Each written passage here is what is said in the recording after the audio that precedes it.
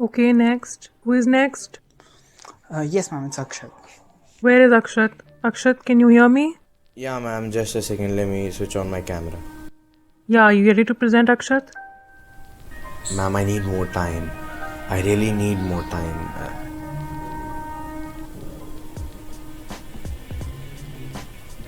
Please, ma'am, You've already taken 3 weeks. You better make a good presentation. you are going to be amazed. I promise. Okay, so Akshat will give it on Monday. Who's next?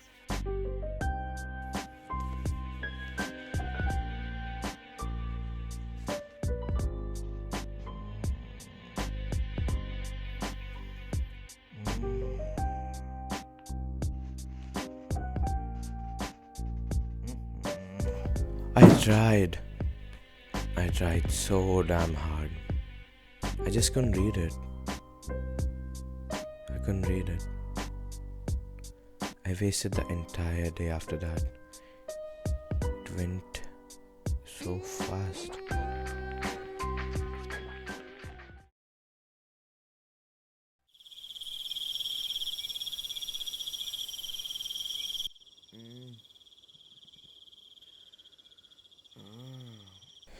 What are you afraid of? Coward, pathetic. That was the moment I knew I had to read the book.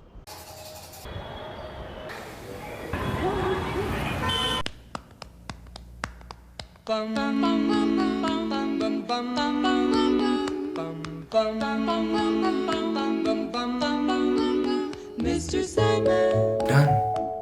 bring me a dream. Titans, Olympians, Zeus, love, friendship, betrayal. In the beginning, there was nothing. Chaos, just emptiness. And from that came Gaia, Mother Earth. She gave birth to a lot of second generation gods, namely the Titans. She also created the Hecatoncres and Cyclopses.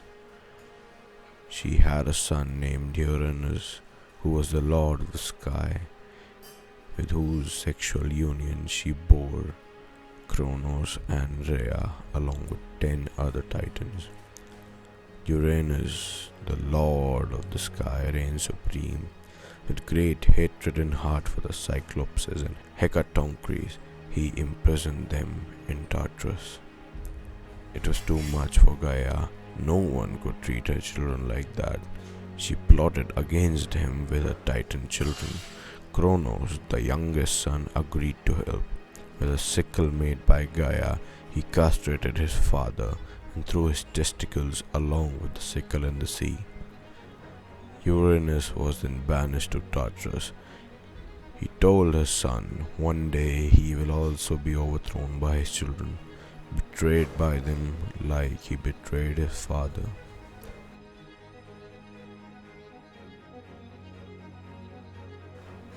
Many years have passed. Kronos became the king of the Titans, marrying his sister Rhea.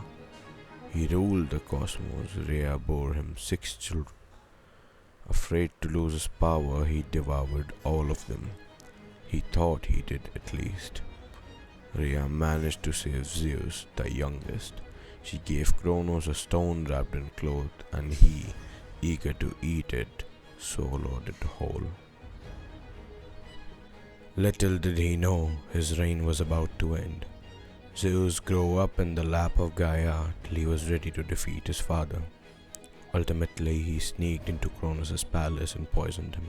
Kronos vomited 5 fully grown gods along with the stone Rhea fed her.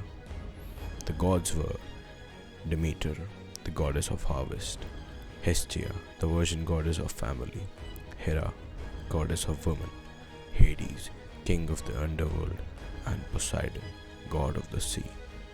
This was a bold move and started the 10-year-long war between the Olympians and the Titans, called Titanomachy. Ultimately, the Olympians won, starting the Olympian era. Zeus shared the world with his elder brothers Hades and Poseidon and became the god of the sky and king of all Olympians. He married Hera, making her queen. She gave birth to Ares, god of war, and Hephaestus, the blacksmith god. Zeus had children with other goddesses and mortal women, completing the Olympian pantheon. These were Athena, goddess of wisdom and strategy from a titaness named Metis. Athena came out of Zeus's head, adult and fully armed, after Zeus ordered Hephaestus to cut his head off because he had an extreme headache.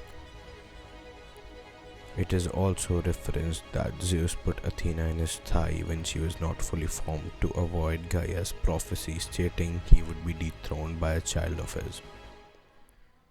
Twin gods Apollo and Artemis from Leto. Apollo was the one to send the plague to the Achaean army when Agamemnon captured Chryseis, the daughter of Chryses, who was a devotee of Apollo. Apollo sided with the Trojans, and some sources state Hector was his child. Apollo had a grudge against Achilles because Achilles murdered his son Tennis before the war began. Finally, Apollo caused Achilles' death by guiding Paris' arrow to his heel. Some versions suggest he killed Achilles himself disguised as Paris. Maia bore Hermes for Zeus, the messenger god, and Semele was the mother of Dionysius, the wine god. The birth of Aphrodite, the goddess of passionate love and beauty, is conflicted. According to Homer, she is the daughter of Zeus, but accounts of Hesiod suggest she was formed from Cronus' testes in the sea. Aphrodite indirectly caused the Trojan War by abducting Helen. When the goddess of discord was not invited to a wedding in Mount Olympus, she threw a golden apple addressed to the fairest. Hera, Athena, and Aphrodite fought for the apple, and even Zeus could not decide to whom it belonged. So he sent him to Paris, the most honest of all mortals, for the decision. Paris was bribed by all three goddesses. Athena promised to make him the greatest warrior the world has ever seen.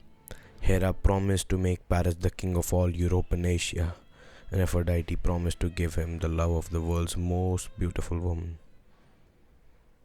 Helen of Sparta. Paris chose Aphrodite. This event led to the unfortunate demise of Troy. Zeus is the voice of reason for the most part. He is neutral in the war and tries to favor whichever side is losing. He also expects all the other gods to be neutral and tells them to not interfere, but later promises Hera that Troy will fall and allows the gods to give their assistance to their respective sides. When Zeus allowed the gods to partake in the war, Ares didn't have a side. So he promised his sister Athena and his mother Hera that he would side with them and the Greeks. Aphrodite, Ares' love interest, convinced him to join him in supporting the Trojans and to break his alliance with the sister and mother. During the war, Athena would lead the Greeks into battle and Ares leads the Trojans.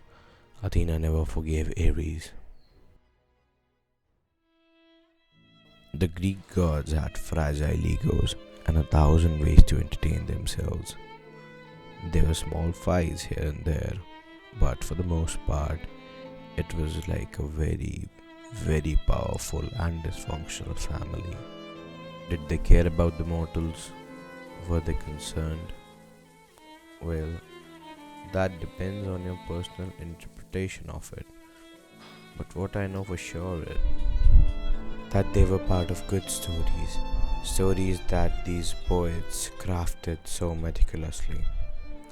Stories that move us to this day and will move generations. This is the craft of Homer.